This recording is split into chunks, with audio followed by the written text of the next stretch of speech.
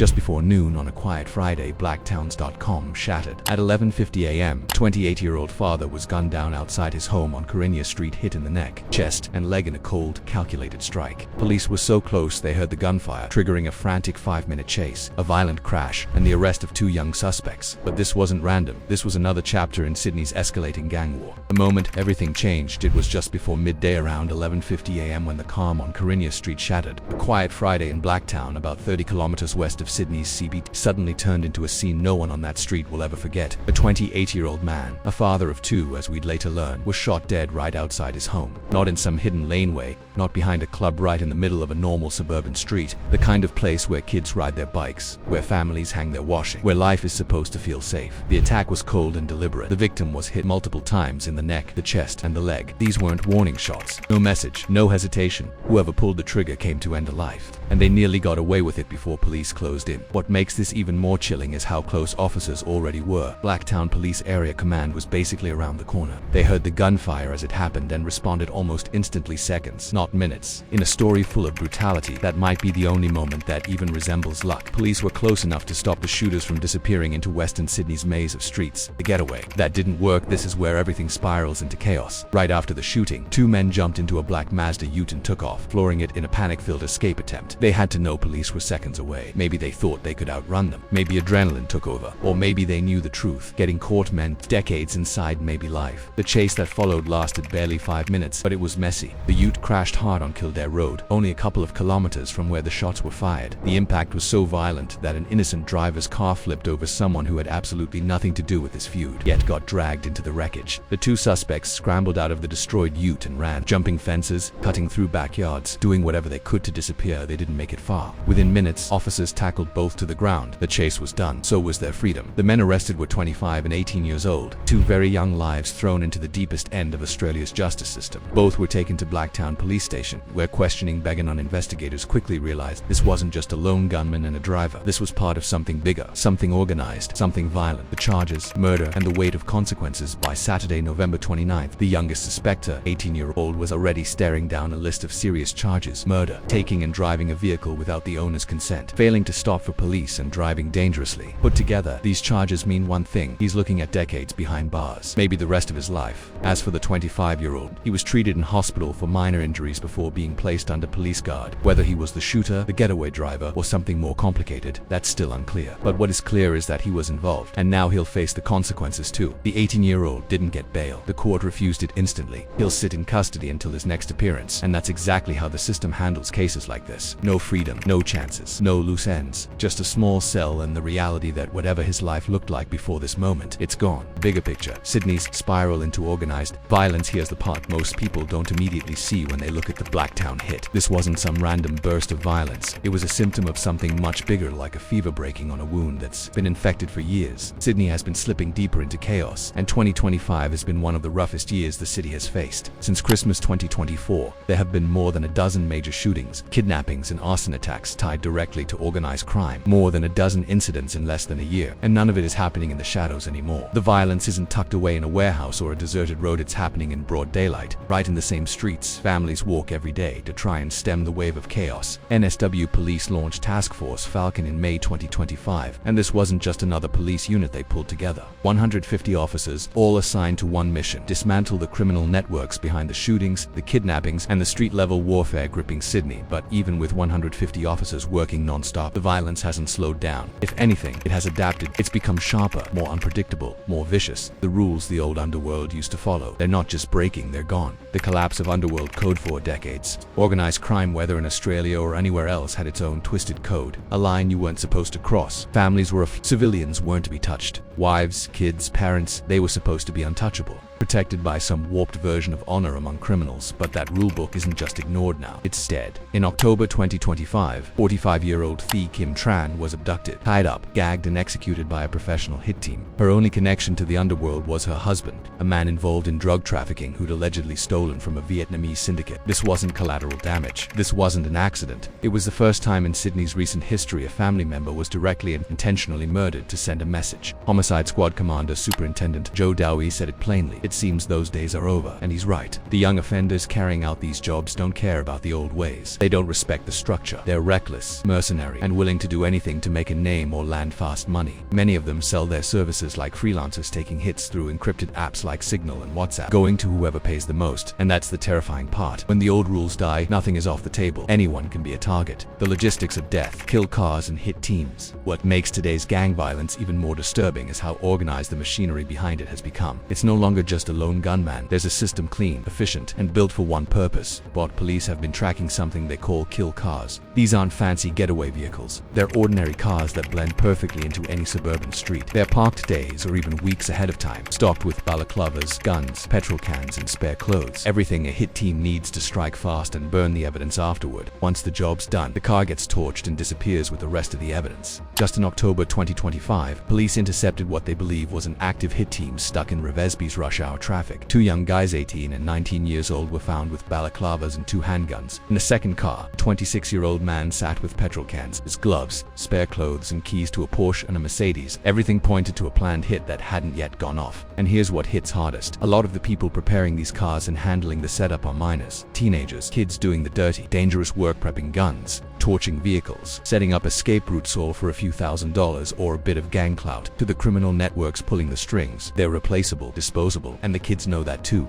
When innocent people get caught in the crossfire, here's the part that really keeps police commanders and local leaders awake. The people who have nothing to do with these wars but still end up paying the price. The innocent ones, the ones who just happen to be nearby when someone else decides to settle a score. During the Blacktown getaway, an innocent driver's car was flipped when the ute crashed during the police chase. That person had no connection to the feud, no involvement with the attackers or the victim. They were simply swallowed by the chaos caught in the blast radius of a fight they didn't even know existed. Earlier this year, police stopped what they believed was a planned assassination on a man picking up his kids from a daycare in Condell Park. Think about that for a second. These guys were willing to commit a hit right in front of a daycare full of children. That's how far the boundaries have eroded. The places that used to feel safe are no longer guaranteed to be off limits. The investigators' burden, and behind all of this, there's the enormous pressure placed on investigators. Former NSW police officer Luke Taylor summed it up in an interview about Sydney's gang violence. You have to build solid briefs of evidence. You can't rush into action only to have cases fall apart in court. Right now, police have solved about 20 out of 25 gang-related murders and 80% clearance rate, which is actually massive for crimes like these. But getting to that point takes endless work. Detectives are constantly following intel, tracking vehicles, watching surveillance footage, and piecing together timelines while knowing the next shooting could erupt at any moment anywhere else in the city. And there's the bigger issue. There's only so much they can do at once. As Luke Taylor said, police resources are always an issue. You can't be everywhere 24 hours a day. Every time a major task force like Falcon is created, investigators get pulled from other areas. It strengthens the fight against organized crime, but it opens gaps elsewhere. It's a never-ending balancing act. 3 shootings in 4 hours. The exploration, and just to understand the level of escalation Sydney is dealing with, look at what happened only days before the Blacktown shooting. On November 19, 3 separate shootings erupted across Western Sydney, Fairfield, Bossley Park, and Wetherill Park, all within just 4 hours. 3 locations, 3 incidents in the same night.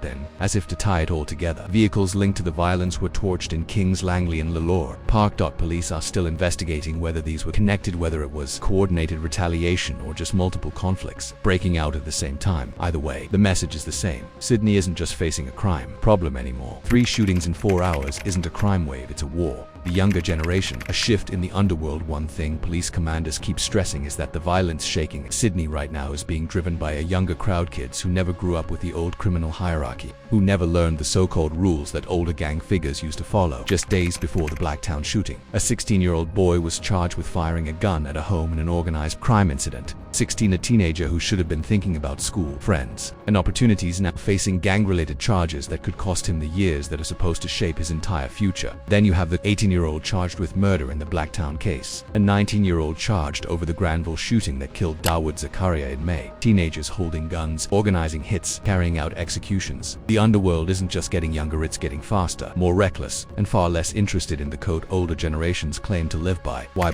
Carinya Street? Blacktown sits right in the heart of Western western Sydney big suburb, strong road network close to major routes and close to police stations. It's not historically a high-intensity crime zone compared to some other parts of the West, which makes what happened on Carinya Street even more shocking. This hit happened practically in the middle of the suburb, right in front of family homes. Whoever ordered it didn't care about neighbors watching. They didn't care about the time of day. They didn't care that police were just minutes away. Their only goal was simple: find the target and eliminate him. Everything else around it, cars, houses, families, was just background noise. The aftermath and what comes next. Now the Blacktown shooting becomes another major piece of the Task Force Falcon puzzle. It'll be added to the 13 other investigations already underway and broken down for links, overlaps, patterns, anything that could connect it to other hits or feuds. Investigators will dig into the victim's life, his associates, his movements, his history. They'll comb through his financial activity, phone records, encrypted messages, and footage from any camera pointed anywhere near Carinya Street. This won't be quick, and it won't be easy. Cases like this never are. Meanwhile, the 18-year-old charged with murder will face court, maybe a trial, and likely decades behind bars if convicted. The 25-year-old arrested with him will face his own set of consequences. But the bigger question hangs over everything. Will putting them away actually slow anything down, or is the machine running too smoothly, always ready to replace one teenager with another, always ready to fill the role of a hitman for the right price? Conclusion: a city at war with itself. The Blacktown hit wasn't a random spike in violence. It wasn't an outlier. It was a brutal, crystal clear reminder of what Sydney is facing right now. A 28-year-old father killed in broad daylight on the street where children ride their bikes, and an 18-year-old now staring at a lifetime behind bars because he chose to pull a trigger. Police are pushing harder than ever. Task Force Falcon is burning through leads. Courts are handing down heavy sentences. But organized crime has changed. It's evolving faster than law enforcement can react. The old codes are gone. The boundaries have collapsed, and the new generation stepping into the underworld is more volatile, more ruthless, and more willing to go places the old guard never would have dared. The Blacktown ambush wasn't just another gangland shooting. It was a snapshot of a city standing on the edge of something darker, something unpredictable, something that could swallow far more innocent lives before anyone figures out how to stop it.